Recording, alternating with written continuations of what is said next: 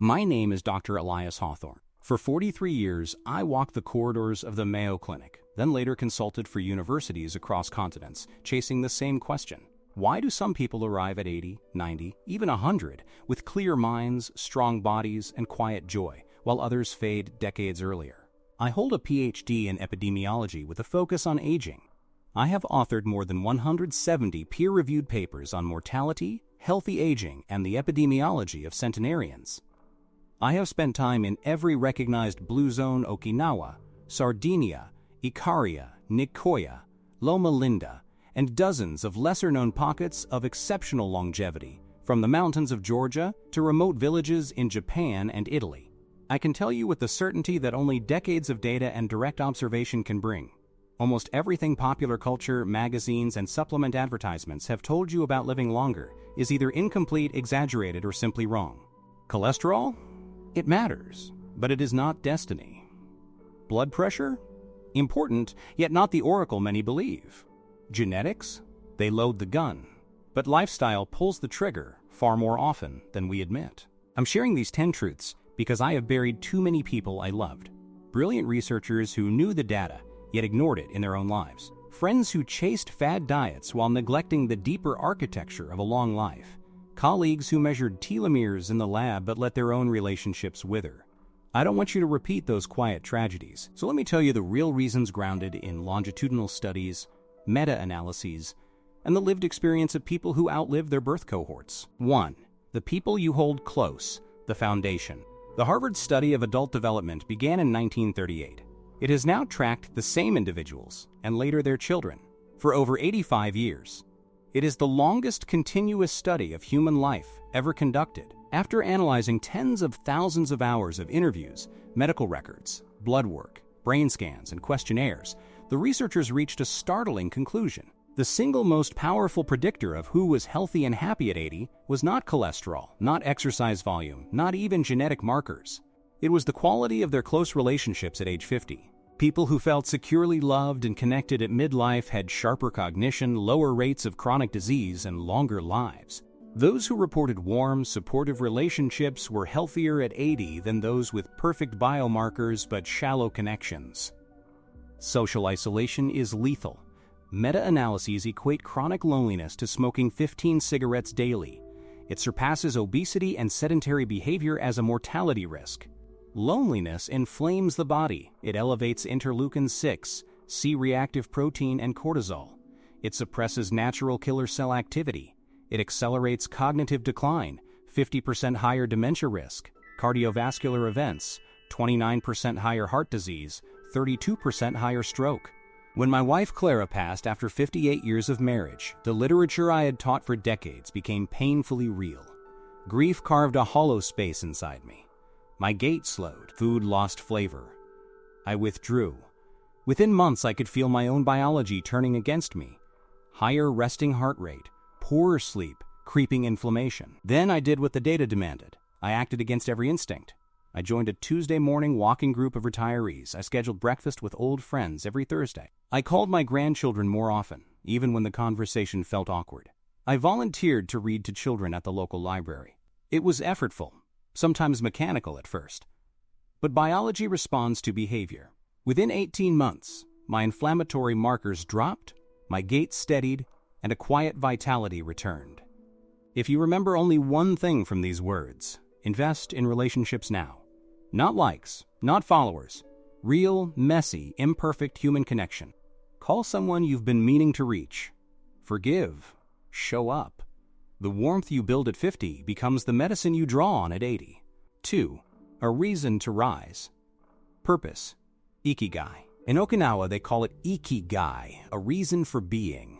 Not grand ambition, not endless productivity, but a quiet sense that your existence matters, that today has direction. A landmark study of 7,000 older Americans followed for 14 years found that individuals with the strongest sense of purpose had a 15% lower all-cause mortality risk. Pooled analyses of 10 prospective studies showed a 17% reduction. Purpose appears to work through dual pathways. Behavioral. Purposeful people sleep better, move more, drink less. And physiological. Lower IL-6, better vagal tone, preserved telomere length. I have seen this pattern countless times. People who retire with no plan, nothing to tend, no one to teach, no small daily contribution, often decline rapidly. Muscle weakens, cognition fogs, spirit dims. Conversely, those who cultivate modest purpose, tending a garden, mentoring youth, restoring old photographs, writing letters, frequently remain engaged into their late 90s. After mandatory retirement at 70, I continued consulting. When that chapter closed, I began woodworking. My dovetails are crooked, my finish is uneven.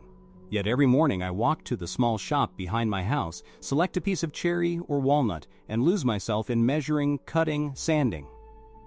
The project gives shape to my days. That shape keeps me alive. Find your ikigai. It need not impress anyone else. It only needs to matter to you. 3. Constant gentle motion. Movement as lifestyle. Forget HIIT classes and marathon training for a moment. The longest-lived people practice something simpler. Relentless, low-grade movement woven into every hour. In Okinawa, elders rarely exercise. They garden, carry water, kneel, and rise from tatami mats dozens of times daily. Each rise is a partial squat. Walk to neighbors, sweep yards. Sedentary time is rare. A large prospective study of 17,000 plus adults showed that exceeding 7,000 steps per day, compared to under 4,000, cut mortality risk by 50 to 70%, independent of intensity. It is the accumulated volume of non-sedentary time that protects. Modern environments are movement deserts, seated commutes, desk jobs, screen relaxation. The average adult accumulates less than 2 hours of upright activity across a 16-hour waking day. Reverse this by design. Place your printer across the room. Walk to deliver messages instead of emailing. Stand during calls. Garden. Take stairs. Make movement frictionless and automatic. 4. Muscle as armor, the survival organ. Grip strength is one of the strongest predictors of all-cause and cardiovascular mortality. In a pooled analysis of 140,000 individuals across 17 countries, every 5 kilograms decrement in grip strength predicted a 16% higher death risk, outperforming systolic blood pressure as a prognostic marker. Why? Grip strength proxies whole body muscle mass and neuromuscular integrity. After age 30, sedentary adults lose 3 to 5% muscle per decade. After 60, the rate accelerates. By 80, many have lost 30 to 40% of peak mass. Muscle is not cosmetic. It is metabolic headquarters. It clears glucose, secretes myokines, anti-inflammatory compounds, stores amino acids for crisis, stabilizes joints, prevents falls. I test my grip weekly with a dynamometer. When numbers slip, I add more pulling, pushing, carrying. At 94, I still open stubborn jars and carry firewood. That strength is earned maintenance. 5. Metabolic harmony. Beyond weight. Metabolic health is not about BMI. Thin people can be insulin resistant, heavier people can be metabolically robust. What matters is how gracefully your body handles fuel. Continuous glucose monitoring reveals astonishing variability. The same bowl of oatmeal spikes one person gently, another violently. Chronic glucose roller coasters drive hyperinsulinemia, inflammation, endothelial damage, and accelerated aging. Prioritize protein and fiber at meals. They blunt spikes. Resistance training dramatically improves insulin sensitivity. Minimize ultra-processed foods. They engineer chaos. 6. Honoring the clock. Circadian alignment. Your body contains trillions of tiny clocks. When they synchronize, repair peaks, hormones balance, waste clears from the brain. When they fracture, shift work, late nights, erratic meals disease accelerates. Large cohort studies show disrupted rhythms increase cancer, depression, heart disease, and mortality risks comparable to heavy smoking. Glucose tolerance deteriorates across the day. Late eating amplifies spikes. I keep rigid routines, consistent bed/wake times, morning sunlight, largest meal midday, dim lights after sunset. These are not preferences, they are biological laws. 7. Stress recovery. Flexibility, not absence. The longest lived endure hardship, war, loss, poverty, yet bounce back. Resilience is measured by heart rate variability, HRV. High HRV signals a nervous system that can activate and deactivate efficiently. Chronic stress flattens cortisol rhythms, shortens telomeres, equivalent to a decade of aging, and promotes inflammaging.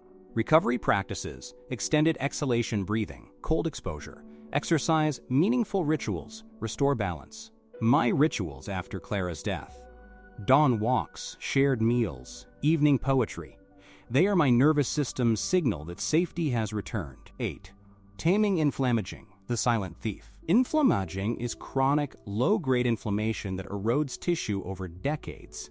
It fuels nearly every age-related disease. Drivers: ultra-processed food, poor sleep, loneliness, inactivity, visceral fat, gum disease. Suppressors: colorful plants, omega-3s, movement, connection, sleep. 9. The art of eating. Patterns over perfection. Blue zone diets differ wildly.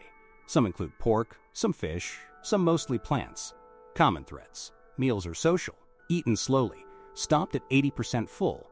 Harahachi BU, largest earlier in day, minimal ultra-processing. I eat food my grandmother would recognize. I share it with others. I stop before stuffed. Patterns trump purity. 10. Peace with the end. Clarity, not fear. The most vital elders accept mortality without terror. Acceptance sharpens focus. They mend fences, speak truths, savor moments. I think of death daily, not to despair, but to clarify.